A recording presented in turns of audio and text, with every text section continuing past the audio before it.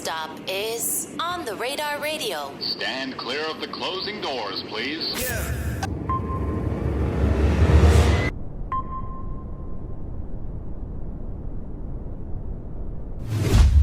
Yes, sir, baby. On the Radar Radio. Yo, special guest in the building. Swavy in the building, my guy. Yes, sir. What's my good? God. Thank you for having me, bro. I'm excited to have you. It's funny because we're having this conversation before the interview, right? Yeah. Because we both have a mutual friend in Swavy, Facts. right? Who's an Facts. incredible rapper out of Atlanta. Shout out Because him. I was like, I had asked you, I'm like, had you heard of him? But it was funny because you said that you two had actually spoken, Yeah, which yeah, I yeah. wasn't aware of. And he told you, what was it that he told you that was funny? I want you to tell the people. Bro, it was after Double XL. Like, they put us on the list, and they put our pictures right beside each other, the same name. Like, I'm like, who is this? That's how we both found out about each other, is looking at our Double XL list.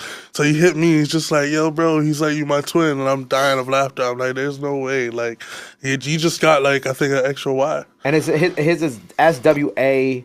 Yeah, he got an extra Y, Swavy, extra yeah. Y and an extra A. That's funny. But y'all had never like met in person for me. No. I Maybe low- one day though. Maybe One day I was like gonna say like one day y'all doing a song together would be fucking. That'd be that shit would legendary. That'd be legendary. Amazing. That'd Two be very crazy. different styles. Facts. But I think that'd be really dope. Well, how are you doing today, bro? How's life been? Great, man. You know, I just came off tour, my first Yes. tour, Canadian tour with Glock, and it was an experience. So I'm just here, you know, grinding, recouping. I'm about to make some more music drops coming out next year, and then Right. yeah, man, it's been great though. Super interesting tour, by the way, because like when I think of you going on tour, I don't immediately picture Key Glock, right? Yeah, but I for kind of sure. like it too because it kind of like forces you to like try It's a to. challenge. It's a challenge because Yeah. like you know the audience is very different. They're not. For sure. I'm sure they're not. Well, your name's on the bill, but I'm sure they're not expecting the type of sound that you At make to all. come out on stage. So with that experience and touring in Canada with Paper Route and Key Glock, what was that like, and what were some of the challenges that you faced, and what were some things you learned too along the way on that tour? Honestly, I learned a lot, and I feel like just with our music being so different, Yeah. it was just crazy to even see like the crowd even embrace me in the first place, you know, Right. because usually an opening act, you don't get as much love, you know, everyone's there to see the main act, of course, so, you know, I feel like I was very proud of how I did my shows, and just the crowd was just engaging. They were loving it, you know. Like there was even times though. Sometimes when like I'm singing R&B, like the whole front is like guys, and they're just like looking at me. I'm like, holy, like it's crazy, you know. Like Right, because you expect a lot of women to like be the ones that you engage know, with the but music like too. it was completely just each show had a different, you know, learning experience. I would say. So it was definitely it was amazing though. Was there a specific show on that tour that like you feel like you got the best response at, or had the best crowd for you at least? There's a few. I would say one of my favorites though were definitely Montreal and Ottawa. In Ottawa, okay. And Saskatoon. Shout out Saskatoon. That was the first show, but they were crazy. Where's Saskatoon at in Canada? Help me out. That's in I'm sorry, I'm still learning my Saskatchewan. Saskatchewan. Where's that? Is that like west, north, west? I think it's east? north. North? It's north. Okay, yeah, got you. yeah. They're like in the middle of nowhere though. So like I was gonna say, how far I north was like- can you go? Yeah, like they were in the middle of nowhere. So I was like not expecting like the craziest, but they were crazy. They were so lit. Yeah, I experienced my first Canadian winter last year ever. yeah. I was How in did that go? Montreal in January. January is prime time of winter, bro. How did you experience that? Like how was the experience? Well, of because that? my friend wanted to go to Canada for his bachelor party. Okay. But he's not even like a go outside type of person. Shout out my brother. But like, Yeah. and I know Montreal's known for their clubs and shit too, Yeah. obviously. And Montreal's lit. And their Caribbean nightlife and whatnot. But it was like, it was an experience because I didn't drive, thank God. But like, I had never, that was my first time in Canada too. So the whole For real? like crossing the border because we drove up there and then like how snowy it was. And I wasn't really mentally prepared for everything being in French too. I don't think So- you can be. I wasn't either. I just went to Montreal for the first time. Oh, that was your first time My during the show? first time, the show, and I'm like, where's Walmart? Like everything is in French. I'm like, what are we doing? Like I'm ordering Uber Eats, everything is French. I'm like, I was not prepared for that. Right, because like the one thing that I've never been to Toronto either, but the one thing that all my Toronto friends tell me is like Toronto's very much like, you know, like it's not like America, but like it's more everything's in English. It kind of mirrors New York and like kind of like the food and the people and the culture. I and say shit. they're very similar to New York. Yeah. Very similar, like very cultured, and they got a lot going on down there. All Right. types of people. So It's definitely very cultured. I ain't gonna lie, going to Montreal, I was like, damn, I need to learn French because like Oh yeah, everywhere I went, I was like, I said the same thing. It Bro. was blowing me, bro. I kept reading all the menus. I'm like, what the fuck am I looking at? Bro, same, bro. I felt you, man. I feel you on that. But that's cool that like that tour was able to expose you to more things, even in your own country that Facts. that you weren't even like really privy to, too. Yeah, no, for sure. It definitely was just experience because I think the funny thing is the whole tour. I didn't go to nowhere on the whole tour before. Everywhere that I went was new for me. Everywhere that I went, Edmonton, Ottawa, Montreal, all the places was all new. So it was actually more than learning just the tour. It was actually learning like, oh, this city got this type of vibe, you know, this type of people, right? Yeah. So it's crazy though. Was it also kind of like, did you just not get to leave Toronto a lot growing up? Yeah, definitely. I wasn't going outside of Toronto. Only Jamaica is where I would end up. Okay. Besides Jamaica, I wasn't traveling a lot as a kid, right? So I didn't really get to do much traveling. Like even now, it's like music is the reason I'm traveling so much. You know, I never traveled a lot before. My first time in LA was just last year. Wow. Okay. Yeah, so I'm just experiencing all this new traveling, man. Well, speaking about your YouTube, like I know like part of the promo for the project that I thought was so cool was like, you know, aside from like it kind of showing like all the cosigns and the other things that you've done within your career at the time, there's also like a lot of imagery of like your childhood, for sure, right? Kind of like embedded into this project, which obviously is dope to kind of, you know, like a debut project like this, right? When it came to your childhood, so like, you know, you said that you went to Jamaica a lot, but in Toronto, what was kind of like your childhood like growing up out there? Like what was, you know what I'm saying? Whether it be like your background, where in Toronto you grew up, were you in like a musical family? Like what was it like growing up out there? Yeah, no, I was always musically oriented, like with my family, like I have a big family, bro. Like my whole family is into music. Either they're playing bass, piano, singing, like my mom sings, like everyone is just musically oriented. And my mom had me playing drums from since I was like 6 years old. For real? Yeah, I was like drumming on this little kit that she would buy me. And then eventually, though, it was like I drifted off from music. I started playing football for a while. I thought I was going to be like NFL bound and all that, you know. Got my little injury, so to step back. What was the injury? I tore my Achilles. Damn, that's like that's everybody's story, man. Bro, it was crazy. I'm like, cause I'm so used to being the guy that's like, you know, I injured people because I'm the bigger guy. You get me? So once I got my first injury, I'm like, I'm out of here. Was it just like you got hit the wrong way? Or? Yeah, no. So it was a play. It was so funny because it was the last play of the last game of the season, and like nothing's happening. I'm not running or nothing like that. A guy just literally fell on my leg. Damn. Fell on my leg. So it wasn't even like really like you got somebody clashed with I'm you. just standing there, and all of a sudden, I just felt a ton of weight just go on my leg, and then it was over. Over. But like now your leg is good. Like obviously, yeah. We smoothed down, man. But you just can't play no more. No. I don't play football no more. After that, though, right? Like, was your mindset like? Were you already kind of like thinking about music while you were playing football too? Honestly, at the time, no. I wasn't, but then when that stopped is when I started picking it back up. Like, I'd be around my boys, we're just hanging out, and then they would just go to the studio, so I started tagging along. Right. And, like, we were just having fun with it, and once I recorded the first time, it was in some random basements, and I'm like, yo, this is crazy. Like, I'm hearing auto-tune on my voice. I'm like, oh, yeah, this is it. So I'm like, we got to keep going. And eventually, like, I just fell in love with it again, you know, because I always had love for music, but I stopped doing it. Yeah. So I fell in love with it again, and I was just paying out of pocket, like 24/7, always in the studio grinding. You know? And, like, all this happened really fast. Because how old are you now? You're 20? 22. You're 22 now. 22 now. Like, you know, because like we're talking about football, that's high school. That, you know, it's a decent while ago, but it wasn't that long ago at the same time. So all these like things with, especially within the music, has been kind of coming pretty quickly for you too. Facts. What was kind of like the first moment where you kind of realized you're like, oh shit, like this is gonna work? Honestly, when I dropped Old Ways, and I posted it with no promotion. Like, just posted it saying out now, you know, and that just took a storm. And when I seen that, I'm like, oh, damn, like, this is is happening. Like, Yeah. you know, like I'm actually waking up and seeing like my phone blowing up and things. And a lot of people talk about those situations. Like, I wonder how that feels like to like wake up one day and your phone's going off, you know? Like, so when that was happening, I'm like, oh, damn. Like, and I was at like a camping trip with my family. It's like, it's just a regular camping trip. I'm there trying to play volleyball, you know, my phone's blowing up. I can't even like enjoy my camp trip no more because now everyone's just calling me. It's crazy.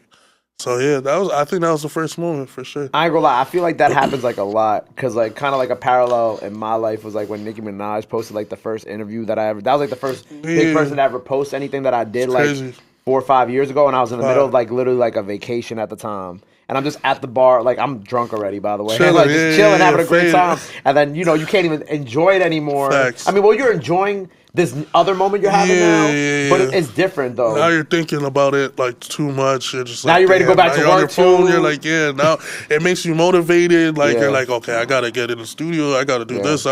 That's how it was for me. It's like when that happened, I'm like, yo, like this trip, like everyone's like, yo, come play. I'm like, nah, like I gotta be on my phone. I gotta promote. Like it was crazy though, man. It was, like a modern day, you're doing like TikToks in the woods trying to like get shit going. Like, you know bro, what I'm saying? That's all I was doing. I was on my phone 24/7 once that happened. So that was definitely the wake up call that I was like, oh yeah, no, I can do this. Right. Who was like the first artist from the city like that really like tapped in with you too? Like after that you can definitely remember? Drake. Oh, Drake was the first. Okay. Yeah, Drake was actually the first person to That's dope. I love that. Co-sign. And not a bad first cosign. I'm not gonna lie. No, not at all. not a bad one. Not at all. Just something small. That usually comes a long time down the road. Right, because like quick. I would have thought it would have been like because you have like the connects with Party and Nav. Like I would have thought it would have been one of them. I didn't actually realize that Drake was the first one. That's crazy. Very first. He commented actually under the post. Okay, word. And I gave that boost. You know, he's like he just a little subtle anthem under the comments, and then it just took storm. He posted on his story. Yeah. And then it just started following. Like Chris Brown posted, Future playing, and Nav. It just kept going, and it was just like, damn. Like as I'm seeing it, I'm like, wow, like because it's a crazy feeling to be acknowledged by people you always only seen on TV. Absolutely, yeah. And like you looked up to them as like icon of what you want to be one day. Yeah. Right. So just seeing that and getting that acknowledgement and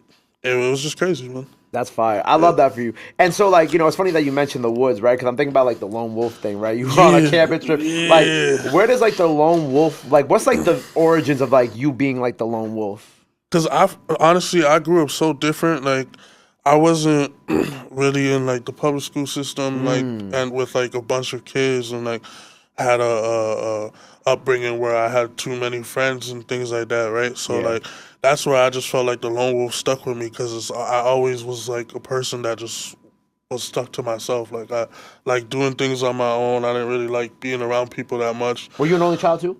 No, I actually have a huge family. I have a huge family. I know you said, I didn't know if they're older, though. Like, a lot of them are older. Okay. So even then, it wasn't like I was growing up around them as much. Like, I'd see them here and there. But it was like...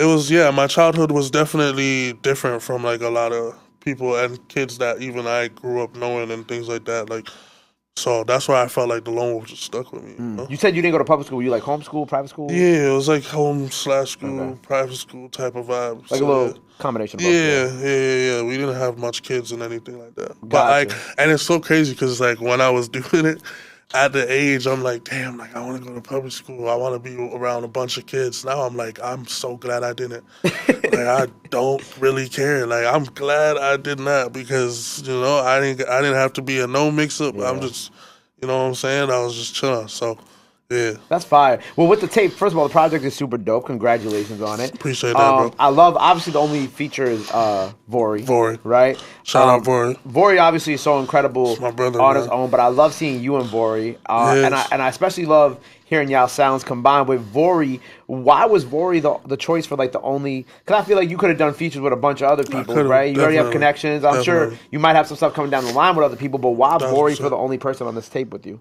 Me and Vori are very similar, and we're like, we kind of share like the same type of personality. Like even when we first met, we just clicked right away with our conversation. Yeah, and it was just genuine. It wasn't any weird vibes. Like it was just a great conversation, and we heard each other's stories out, and I just felt like it was right just to put only that feature on there. Yeah. And on top of that, I wanted my first tape to be me. Like I wanted people to click on it because they want to hear my story. Right. And it only feels right that my first tape, I'm not telling other people's story. Like, Yeah. you know, you don't need to be on my tape right now. Like, I'll save you for later because they need to hear what I got going on, you know? So that's how I felt it was with the tape. Right. Well, I like, because, you know, I like using the word intent behind the tape, and that's obviously part of the intent. What were some of, like, the other messages about maybe your life and your story that you really wanted people to take away from this? You know what I'm saying? Even if there's some stuff that you notice that they haven't